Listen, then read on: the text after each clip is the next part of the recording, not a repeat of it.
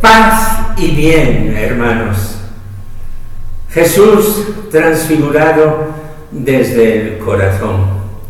Homilía para el domingo segundo del tiempo de Cuaresma. Este año, escuchando las lecturas del ciclo C correspondientes a San Lucas, relato de la transfiguración, el capítulo 9, versículos 28 al 36. Unos 8 días después de estas palabras, tomó a Pedro, a Juan y a Santiago y subió a lo alto del monte para orar. Y mientras oraba, el aspecto de su rostro cambió y sus vestidos brillaban de resplandor. De repente, 2 hombres conversaban con él, eran Moisés y Elías, que aparecieron con gloria.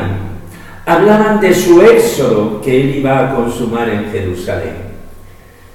Pedro y sus compañeros se caían de sueño, pero se espabilaron y vieron su gloria y a los 2 hombres que estaban con él. Mientras estos se alejaban de él, dijo Pedro a Jesús: Maestro, qué bueno es que estemos aquí. Haremos 3 tiendas, una para ti, otra para Moisés y otra para Elías. No sabía lo que decía. Todavía estaba diciendo esto cuando llegó una nube que los cubrió con su sombra. Se llenaron de temor al entrar en la nube y una voz desde la nube decía: Este es mi Hijo, el elegido, escuchadlo. Después de oírse la voz, se encontró Jesús solo. Ellos guardaron silencio y por aquellos días no contaron a nadie nada de lo que habían visto. Palabra del Señor.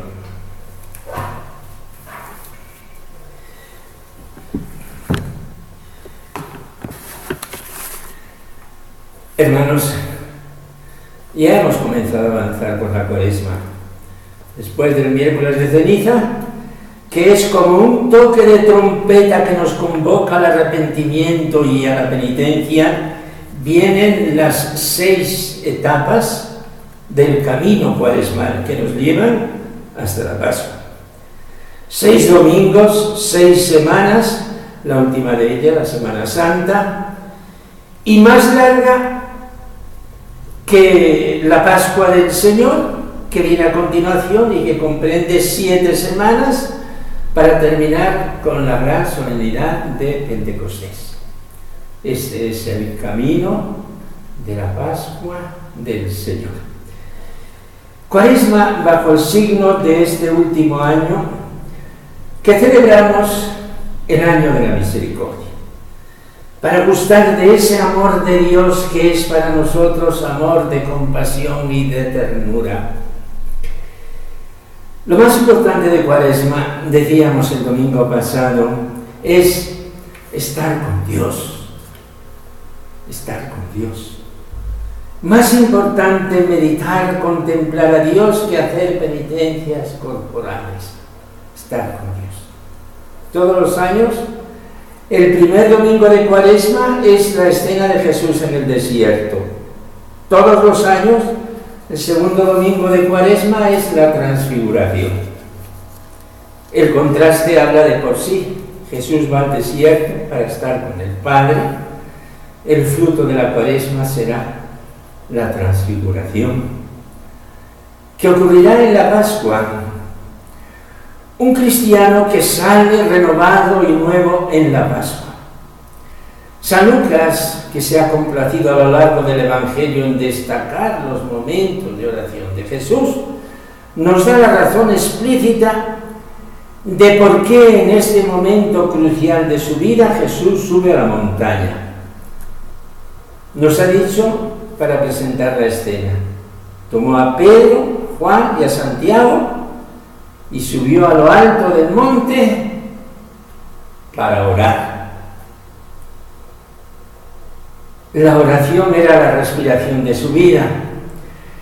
En esta circunstancia no es solo la respiración, sino que es también la necesidad para él y sus discípulos. Lo mismo que un día los va a elegir a estos tres para acompañarle al interior del huerto de Getsemaní. Jesús no fue al monte, que la tradición ha identificado como el monte Tabor, monte de gran solera de tradiciones en las Santas Escrituras. Jesús no fue al monte Tabor a transfigurarse para ser visto por sus discípulos, que esto habría sido una representación y en el fondo pues una especie de mentira, de falsedad, diríamos de vanidad. Fue sencillamente a orar. Y Dios lo transfiguró. Dios, el Padre, permitió que saliera del corazón de Cristo lo que llevaba dentro. ¿Qué llevaba Jesús? La gloria de Dios, la santidad de Dios.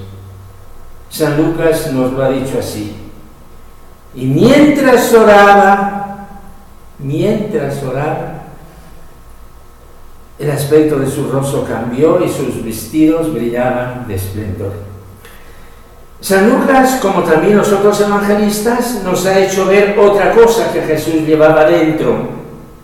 De repente 2 hombres conversaban con él. Eran Moisés y Elías, 2 hombres del monte, que aparecieron con gloria. Pero también San Lucas nos ha dado un nuevo detalle. ¿De qué conversaban? Hablaban de su éxodo, que él iba a consumar en Jerusalén. Hablaban del éxodo de Jesús. Es la palabra exacta que usa el evangelista, el éxodo, la salida. La Pascua que iba a consumplirse en Jerusalén. No tenemos por qué suprimir esta palabra o cambiarla por otra. Hablaban de su éxodo, de su Pascua. De manera que en la transfiguración se ve por fuera lo que ya existía por dentro. Hermanos, ¿qué pasaría si en nuestra oración hubiera una transfiguración, una metamorfosis, que es también la palabra griega que usan los evangelios, y apareciera fuera lo que está pasando dentro? Se vería nuestro rostro iluminado por la gloria de Dios que nos envuelve. Se verían los personajes celestiales con los que estamos conversando. ¿Se vería acaso la Madre del Señor que nos guarda bajo su manto? Todo cristiano por dentro, desde que ha recibido la vestidura bautismal, es un transfigurado por el resplandor de la gloria de Dios.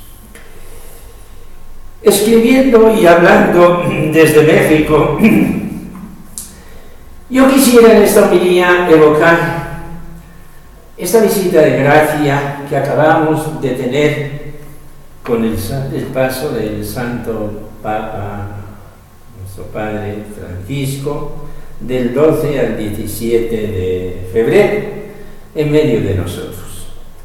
Por estos medios maravillosos de la técnica, si acaso no hemos podido asistir a alguno de los actos programados, yo estuve en Morelia, en aquella inmensa congregación en el estadio de seminaristas, sacerdotes, religiosos y religiosas, maravillosos.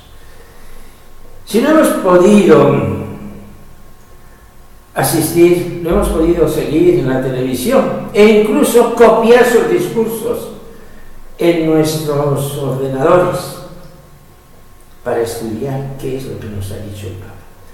Empalmando con el Evangelio de hoy, escuchen, hermanos, ¿qué decía el Papa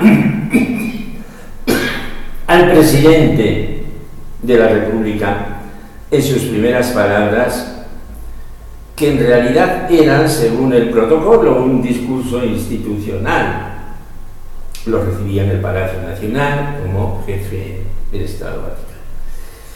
Hoy vengo como misionero de misericordia y paz, decía el Papa, pero también como hijo que quiere rendir homenaje a su madre, a la Virgen de Guadalupe, y dejarse mirar por ella. Al final de este breve discurso de jefe de Estado, repetía lo mismo en el Palacio Nacional de este país, oficialmente laico, y me pongo bajo la mirada de María, la Virgen de Guadalupe. Le pido que me mire, para que por su intercesión el Padre misericordioso nos conceda que estas jornadas y el futuro de esta tierra sean una oportunidad de encuentro, de comunión y de paz. Y vean lo que pasó, hermanos. Aquella tarde del día primero, o sea, el día 13, el Papa quiso estar a solas con la Virgen. Y así se puso en el programa de actos. Después de la misa, al pueblo fiel en la Basílica de Guadalupe, a las 5 de la tarde, el Papa se fue delante del cuadro de la Virgen para estar. Un compañero que concelebró en medio de tantos sacerdotes que concelebraron y llevaron la Sagrada Comunión, pues por la Basílica y por la plaza, me decía, 28 minutos ha estado el Papa rezando ante la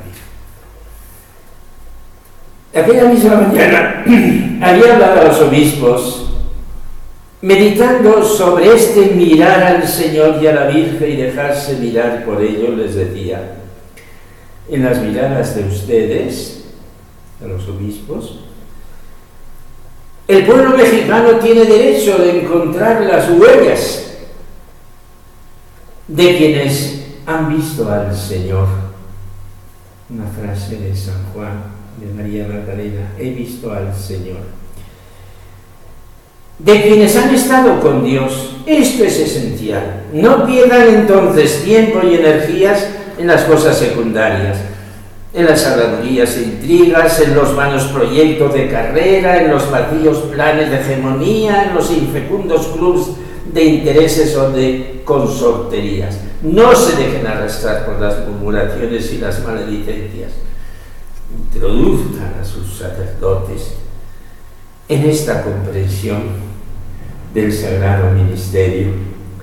Un poquito más abajo en este discurso repetía, si nuestra mirada no testimonia haber visto a Jesús, entonces las palabras que recordamos de él resultan solamente figuras retóricas vacías.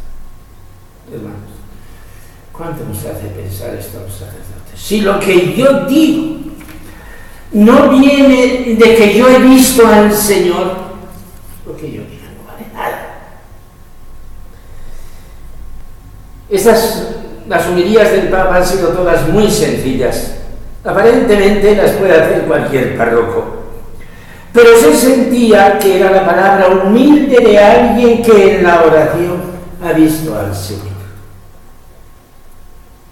Concluyamos, hermanos, levantando los ojos a Jesús en el monte de la Transfiguración, para decirle, Jesús, si tú necesitabas retirarte y estar con el Padre, nosotros igual. Enséñanos a hacer pausas en la vida y orar como tú orabas, mirando al Padre y abriéndole de par en par tu corazón y nuestro corazón.